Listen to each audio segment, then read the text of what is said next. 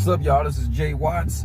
I did a video a while back on the air strut on a M109R, and yesterday my man Robert Alicia, I think that's his name, Alicia, he posted a video because he did the same air strut system, and he posted a video of how the knuckle on the M109R, the strut knuckle area, was hitting his strut, and it was hitting the strut, but it was also messing with the bushing and everything. Now, we have two different struts. I noticed my strut has a flat top and his had a dome top. So that's the main issue. If you're gonna try this strut system, make sure you don't have a dome top strut, because that dome is gonna extend too much to where it's gonna hit the knuckle. The flat top clears perfectly. There's no issue with my flat top at all. It clears perfectly. I also use 2.75-inch lowering bones, so they may have something to do with it just a little bit, but I think the fact that the dome top versus it being flat is the major issue. But when we're out here doing these builds, remember, we're garage guys. We're doing things, we're fabricating, we're, trial and error. I mean, even on my Jeep, I must have went through 5 different serpentine belts on my Jeep when I built my supercharger system. I got a video about that too. But we don't know everything. We're trying things to see what works or whatever. I built the swing arm on my motorcycle back in 2017. I started it in 17, finished it in 18. That's how long it took me to build that swing arm. But it was trial and error. A lot of welding, a lot of cutting, fabricating, shaving things down, test running, test fitting. Same exact thing I did with this air strut system. I took a Harley Davidson part and put it on a Suzuki. It wasn't meant to be like that. But that doesn't mean it can't be like that. If you're willing to go through the trials, the errors, going back to the drawing board, seeing what you have to change in order for it to fit better, seeing what actually did work. And so far what we're seeing works is the flat top works. We know the flat top works better than the dome top.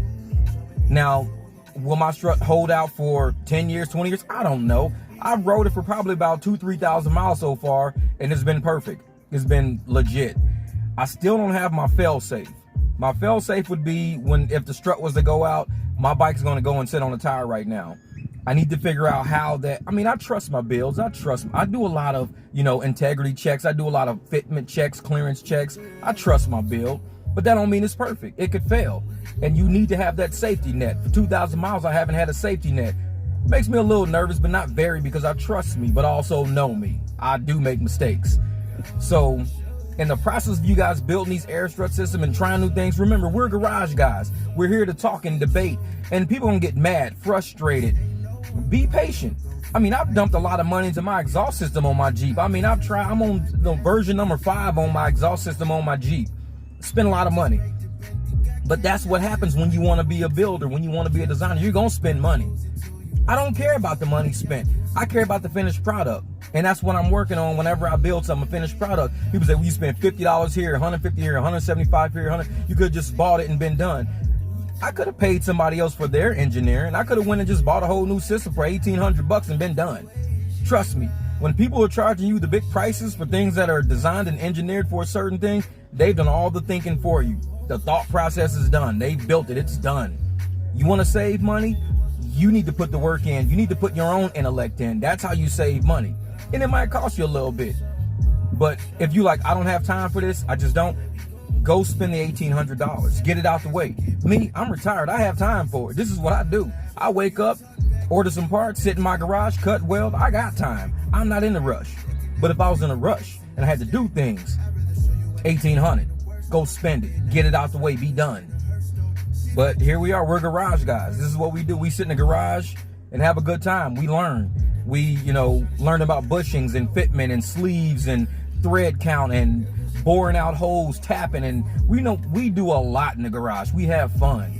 You have to be patient. If you're not patient, you're not willing to learn, you're not willing to, like Robert, I'm so glad he showed the mistake online, because had he not shown the mistake, and Matt Guthrie, I appreciate you for tagging me, because I'm busy all day, I'm always running. So had Matt Guthrie never tagged me, I would have never saw what Robert was saying, because Robert never said my name or who I was.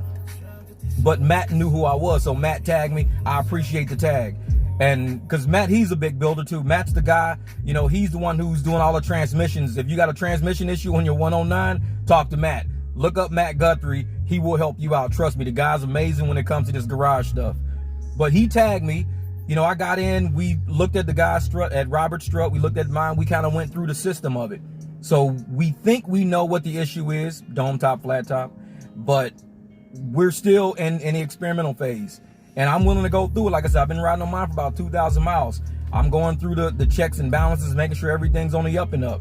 So, you know, I put a couple of pictures of what I was talking about on here.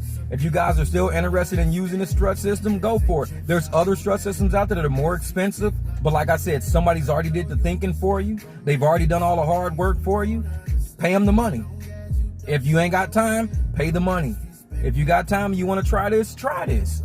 Like I said, and all we can do is go back and forth and chat about it and see, you know, what works, what doesn't work. I've been riding on mine for 2,000 miles, up to 75, 80 miles an hour. Feels good. It feels good to ride. And like I said, I love when I go places, hit that button, drop it down to the ground, looks pretty cool. But that's just me. I just have fun. I'm a fun garage guy. I'm not a bitchy, crabby, panicking all the time, frustrated person. I'm easy to talk to. Not everybody who rides a bike, not everybody who works in a garage is easy to talk to. Some of these dudes is assholes, and I say that for real. I mean, I keep it real. Some dudes are assholes. You don't need that. They don't hang with guys like me. These guys are old crabby ass guys in their garage who look for something to bitch about. I look for things to improve. I look for things to fix. That's what I'm good at. I want to make an improvement. I want to fix something that's broken. That's what I'm good at. Some guys are just good at bitching. They've been doing it their whole lives. That's what they're good at. Let them bitch. Let them complain. When it's time to fix something, you guys want to go over some stuff, come holler at me. I'm that guy. I'm that guy willing to sit down and go through some designs and schematics and find out what are we doing. That's the guy I am. Bitchy guys, go to the left side of the room. Guys like me, come over to the right side. Let's figure this out. We could probably create something. If not, hey, at least we tried. That's all we can do is try.